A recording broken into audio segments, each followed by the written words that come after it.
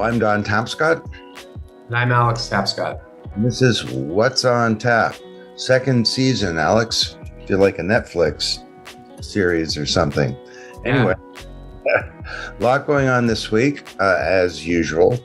One that's kind of interesting, a little disturbing, is that Gary Gensler, who's the head of the SEC, who's taught a course at MIT on blockchain, and everyone had great hopes that he might understand this space and regulate in an appropriate way. He provided an outlook on crypto where he compared stablecoins to poker chips, and he called the whole digital asset market, $2 trillion crypto market, the Wild West, in an interview with the Washington Post. Is this fake news, or is there something going on here? Yeah, season 2. Let's hope they don't kill off one of the main characters this time. You pointed out that Gary Gensler has a track record as a regulator, as also someone who's worked in the investment banking business, and everyone thought was going to come at this with an open mind. I think it's too early to write him off completely, but I think a lot of the rhetoric we've seen recently has not been as encouraging as hoped. He has come out pretty strongly in favor of enforcement and in favor of what he views as sort of cracking down on an industry. I think that most people in the crypto space today would say if there are bad actors who are breaking the law, then they ought to be held responsible for that. But at the same time, this is a new asset class and a new industry, and it may not fit neatly into existing legal frameworks. So work with industry to come up with something new that allows innovation to work in the United States while also achieving the primary goals of the SEC. Goals of the SEC are to maintain the integrity of capital markets, to protect the little guy as well, basically, and obviously to prevent wrongdoing and fraud and so forth. In the case of protecting the little guy, I mean, there's sort of a joke going around crypto Twitter that the person who's harming retail investors the most right now is Gary Gensler, because he's so bearish on the industry, it's causing all the prices to go down. So he's wiped out like $400 billion of market value thanks to his comments. So in all seriousness, I think that he uses a couple of analogies. The Wild West, I think he's referring to the wildcat banking days in the United States before basically before the creation of the greenback and the sort of U.S. dollar as the primary form of money. There were different banks issuing different monies, and those monies all had different values, and they were tied to different institutions. I don't think that's an appropriate analogy at all. In that instance, you had individual institutions with ledgers of assets and balances that were opaque and not available to the general public. Here you've got blockchains which are transparent and immutable and give people perfect information into what's happening behind the scenes of a lot of different assets. So I think it's going to be an interesting period of time. I would say that probably biased to the downside rather than biased to the upside in terms of his approach. For example, it looks as if the SEC is going to bar anybody from offering lending products in the crypto space. So there's a company, Celsius, which has gotten to some legal trouble. And then obviously Coinbase, the biggest of them all, was offering this product where if you've got crypto assets like Bitcoin or stablecoins sitting inside of the Coinbase exchange, you ought to be able to earn a yield on that, similar to how if you have cash sitting in a bank account, a checking account or a savings account, you might get paid a yield as well. It seems reasonable. The SEC has decided, though, that counts as a security offering, which comes with a whole host of other rules. So I don't know. I hope that he keeps an open mind. I think probably a lot of people in the industry were disappointed so far. But there are a lot of good signs in government. The infrastructure showdown that happened earlier in August, I think, revealed the cloud of the industry. In this SEC, Hester Pierce, who's one of the commissioners, has developed a safe harbor system that would allow industry to thrive in sort of in a safe environment, not where it's beholden to the other kinds of rules necessarily. So there's a lot of good stuff out there. We just got to make sure that those are the people whose voices are being listened to, and the industry needs to keep advocating for itself.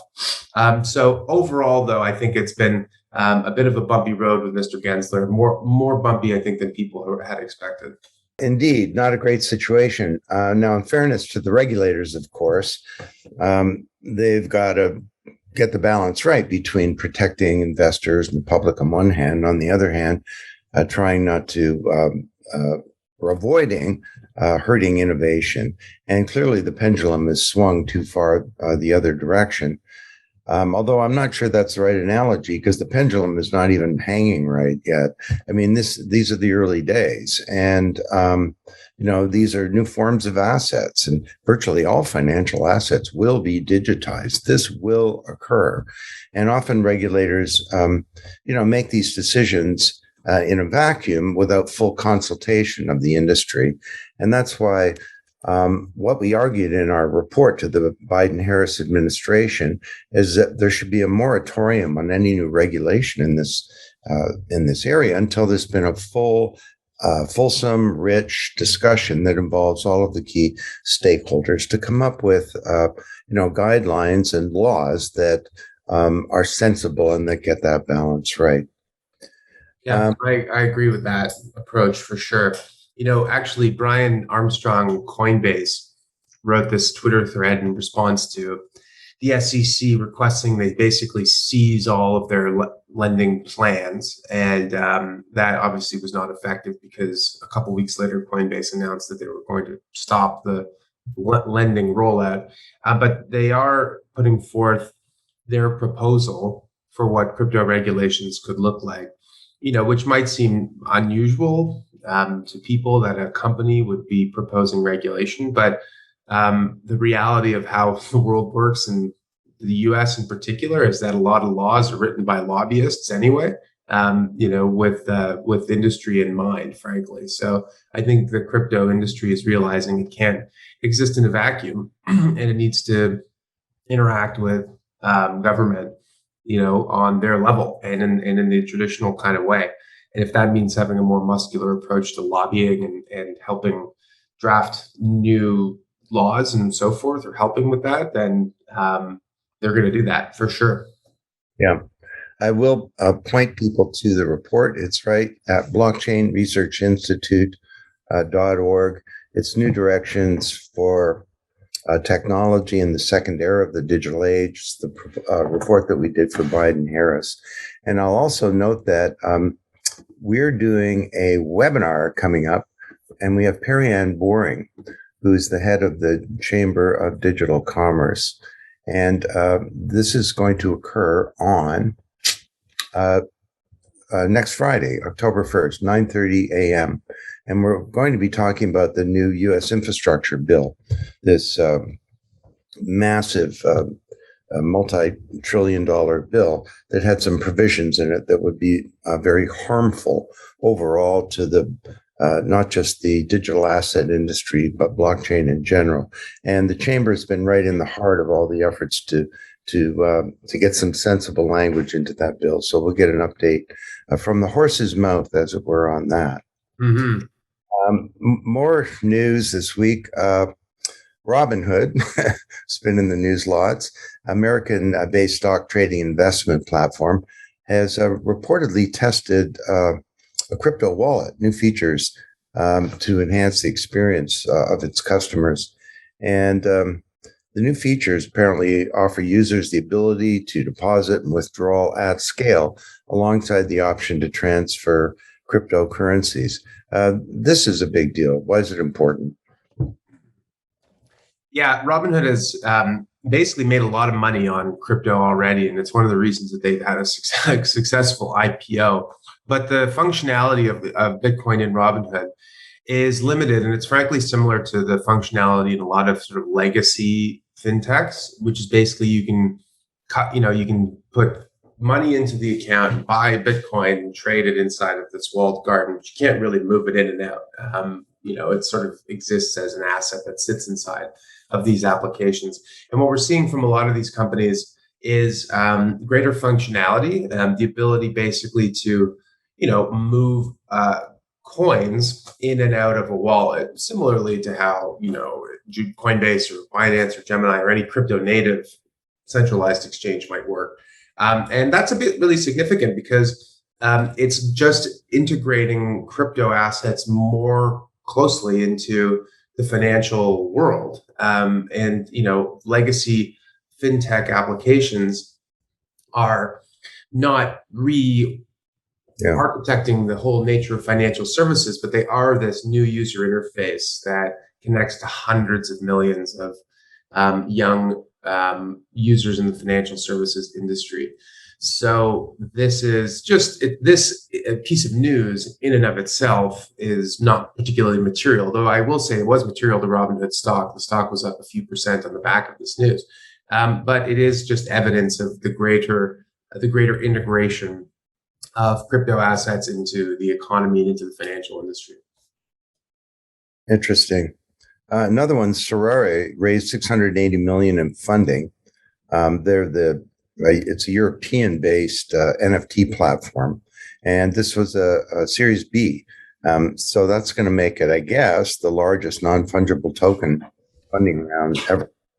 And Sorari's already traded 150 million worth of digital cards on its platform since January, and it's got over 600,000 users registered. That seems interesting to me. NFTs. Someone should have thought of that when they wrote Blockchain Revolution. Oh, we did think of it 6 years ago. Oh, well. Yeah. You should have started a company in that space instead of a research institute. It's a really interesting trend. So NFTs have found really clear product market fit in the mainstream. It's something that people kind of innately understand. The idea that, we're spending more time online, more of our identities online, more of our, media and entertainment consumption is online. So more of our assets should be online. And NFTs are a medium that allows you to create scarce digital goods, right? So that's sort of interesting. The sports collectibles side of the NFT space, to me, is really, really fascinating area of growth. NFTs, broadly speaking, can be kind of broken down within the collectibles and art space because there actually are NFT applications beyond that. But where we're seeing it happen right now is in 3 key areas. One is unique pieces of art. So like Beeple's 5,000 Days, it's a one-of-one piece of art. You own the NFT for that. You're the only holder. Another category is what's called generative art. So we're seeing these, new series of art projects like, CryptoPunks or, the Bored Ape series or whatever, like basically a series of different NFTs, some rarer than the next. And, by buying it, you're part of the community, you're supporting this project. Maybe you're trading it and trying to make some money, whatever. The third category are NFTs that are tied innately back to traditional cultural assets, and specifically sports is where we're seeing a lot of examples of this. So, NBA Top Shots, you want to own a highlight of your favorite player doing something great. Maybe it's the iconic Michael Jordan dunk from his first, dunk competition. That would be a pretty famous NFT and something that'd be worth a lot of money. Michael Jordan taking a jump shot mid-range. He's done a lot of that. Maybe that's less valuable, right? So that's another area. And within this, Sorari is what they're doing is they found fit within the European soccer area sport. And, I think it's really interesting. The big funder here is SoftBank. SoftBank is notorious as having a huge bazooka that it likes to fire, sometimes indiscriminately, at all sorts of different kinds of things. Often it works out fabulously well for them. And sometimes it's disastrous, like in the WeWork case. Overall, though, SoftBank, if you're a shareholder in the public company, you'd be pretty happy with the performance. So for all the stuff that they get for their missteps, they actually have a pretty good track record overall, which is sort of funny. So yeah, look, it's a $680 million financing. That's not even the valuation. That's how much money they're getting, which is an absurd amount of money. Like that is a ridiculous amount of money for any company at any stage, at this stage of growth to receive. I don't know what they're going to do with it, but it's going to be very interesting. Also today we saw that Crypto.com is going to be sponsoring the Philadelphia 76ers. We saw FTX is sponsoring Miami. They've done also the Miami Heat. They've also done a big sponsorship deal with Tom Brady and Giselle and Rob Gronkowski of the NFL. And, it's just, we're seeing sports become a platform to amplify this industry, and NFTs, because they actually make sense in the context of sports collectibles and memorabilia, is where you're seeing a ton of growth happening. So this is just the beginning. I think that, every athlete and artist and anyone who's a creator of value, cultural value, and I think sports is a version of that in a way, is going to be looking to this as a new medium to monetize their brand in new and creative ways. And if history's taught us anything, it's that athletes are incredibly creative in figuring out ways to do that. So we could talk about, I'm thinking about this podcast, there's so much going on every week. We could talk about what's in the news at great length, but it's worth sort of stepping back and looking at some big picture stuff. You've been working on a lot of research around this new concept that you're developing called the Trivergence, which, I think you're better off describing it. So why don't you go for it?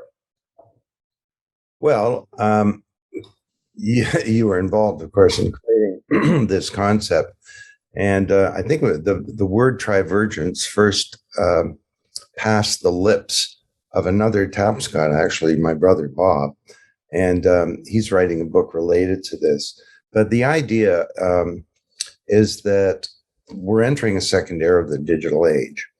And I am writing a major piece on this right now.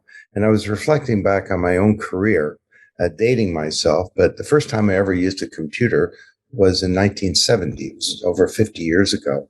I was doing my honors thesis in psychology, university, and I did a survey of 300 students, and each one answered 110 questions. And I figured it was going to take me 6 months to analyze all this data using a calculator. And I'd heard about computers, and I asked around, and there was a math prof.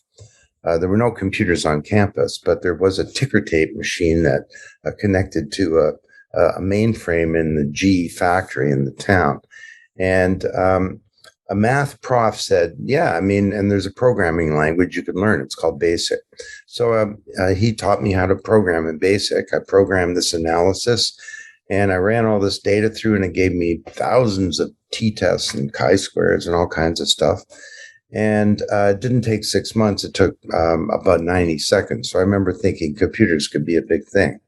Well, since then, we've had mainframes. That's what I use. Mini computers, the PC, then the internet, the web, the mobile web, social media, the cloud, big data. And now we're entering into the second era that we talked about in blockchain revolution. But in the blockchain revolution, we talked about how there were a myriad of technologies: AI, machine learning, robots, drones, virtual reality, the Internet of Things, and so on. And we said that blockchain was the foundation. I'm not revising any of that. I think the blockchain is the Internet of value, as we've discussed, and it's also the operating system for the second era of the digital age. But when all is said and done, you think about all of these technologies that are happening right now, there are really three: blockchain, foundational, AI, machine learning, and the Internet of Things. And to paraphrase Corinthians 13:13, now these three things remain: AI, blockchain, and the IoT. And the greatest of these, however, is not love or any one of them. It's their combination, their trivergence. And so, by the way, we've opened up questions on the web and on social media to both Alex and me. And I'd be interested in any examples of this. But you take blockchain, which of course is extraordinary, and we've talked about it lots. You add the Internet of Things, and something quite interesting happens. That, the physical world is animated and it's communicating, as everyone knows, billions and trillions of inert objects, but now it will do transactions.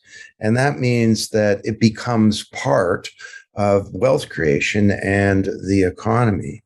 And then you bundle in AI, and all of these devices that are sensing and collecting data are also learning from that, and maybe even learning to do things that they weren't programmed to do. And you've got an interesting situation.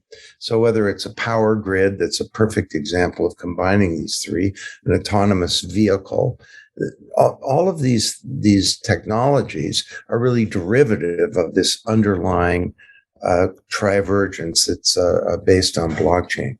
So that's the idea. And I'm looking for cool examples. And even, if you're trading a digital asset, you're using a physical device, using a wallet of some kind.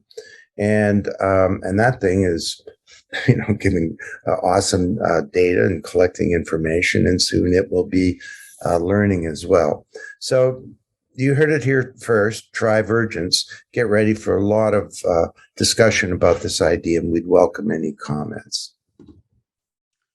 Well, it's a fascinating topic. There's a project called the Regen Network, which is on the Cosmos blockchain that is basically building something that we hypothesized in Blockchain Revolution, which is the distributed energy grid, right?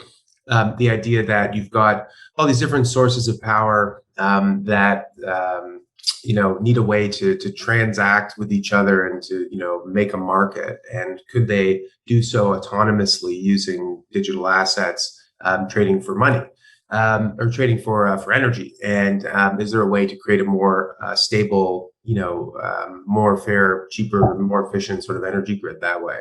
I think that's an interesting example of the art of the intelligence of knowing how and when power needs to be bought and used, with the connectivity of different devices, with the digital assets that blockchain enables, as one example of that, right? So, there are so many others, but that's definitely something that's interesting. And then you've got a new book that's out, is that right? Another book? How many books do you release? This is crazy. Well, it's sort of a proliferation of books. We're publishing a book from the BRI every quarter. So the new tome called The Platform Revolution, which is a book talking about Trivergence and blockchain as a platform, will be coming out in the beginning of November. But right now, I received, and I'm up here in the woods at the lake house, I received the first copy of Big Ideas. Chancellor Don Tapscott speaks to a new generation, 2013 to 2019. So, Alex, as you well know, I was the chancellor of Trent University. And in Canada, chancellor can be purely ceremonial, giving out degrees and so on, or it can be someone who's quite active and in the leadership of the university. And I was more on the other side. I was reading the book and I found myself saying at one point, you're probably wondering what a chancellor is. And you can think of it like a bidet. Everyone is pleased to have one, but no one really knows what they do. But anyway, it turns out that so many speeches during those 6 years, and I wrote so much stuff targeted at students that it's a book. So the university put it all together as a book, and it's gorgeous. It's full of all kinds of nice pictures. It's now available for pre-order on Amazon.com and .ca. Big Ideas, Chancellor Don Tapscott speaks to a new generation. That's me in my chancellor gown carrying the Arthur sword of Trent University. And mainly it's about young people entering into the digital age. And what does all this mean? How do you build the term, Alex, that both of you have used, a principled life of consequence? And I argued to them that by all means, you got a great degree, go out, be prosperous, make lots of money, but we're going to need more from you. That history is really calling your generation forward into a world that's unsustainable, and it's conflicted, and it's unfair and unjust and unstable. And it's your generation that's going to turn this situation around. And I wasn't trying to guilt trip them or suggest they all go and run for president of the world or something like that. But that young people today, yeah, by all means, have a profession, work, make lots of money, but there are other things that you can do. You can be an entrepreneur. You can work in your community. You can teach your children well. As a parent, you can vote in every election. And this is something that people around the world, our young people, are dying for. And in the Western world, young people have the right to do that. They need to take that responsibility and opportunity seriously. Anyway, I hope people enjoy the book. I sure liked, as we say, I look forward to hearing what I had to say. And turns out it was pretty good stuff.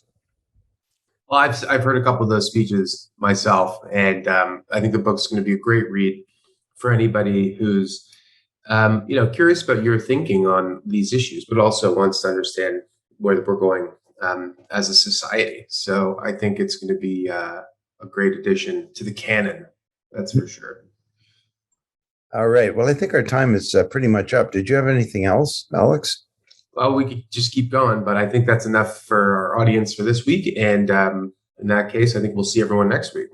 Yeah, just announcements. 2 new reports from the Blockchain Research Institute. Both of them are proprietary for members only, but they will be released in due time to the public. One's called Accountability in the Digital Asset Business, and it was done in collaboration with our partners at Deloitte. And it's trying to address the issues that Gary Gensler is raising. Is this really the Wild West, or are there certain steps that can be taken to make sure that this industry is accountable, and that when people say they're going to do things, that they do them, that they abide by their commitments, they're within the law, and also to help the owners of digital assets and potential investors to have a better handle on decision making, and to set some good criteria for making effective decisions. The second one is a major report on blockchain in the telecommunications industry. This industry, of course, moving to 5G and other things, is a part of the technical infrastructure for this new Trivergence. And it's a very interesting report. A guy named Christian Kyle, who is a telecom expert with us, did it, and talks about a number of use cases that are underway. Those will be in the newsletter. If you don't subscribe to our newsletter, go to blockchainresearchinstitute.org and you will get it. Also, Tata Consultancy Services, one of the founding members of the BRI, has announced its continued collaboration with the BRI as we move into our second era of our programming. I mentioned the webinar, October 1st, 9:30 a.m. ET, with Perianne Boring talking about the U.S. infrastructure bill. And October 4th, we will be announcing the finalists of the 2021 Enterprise Blockchain Awards. This is going to be hosted as a virtual event using holograms once again. And it will be co-hosted by Alex and me and our collaborator, Angie Lau, in Hong Kong, but we'll all be beaming onto the same stage together. This is the big award ceremony, and all of you who've submitted awards, and there were tons of them, award nominations, will hear on October 4th if you made the list of finalists. So that's it for What's on Tap this week, folks. See you in a week. See you in a week.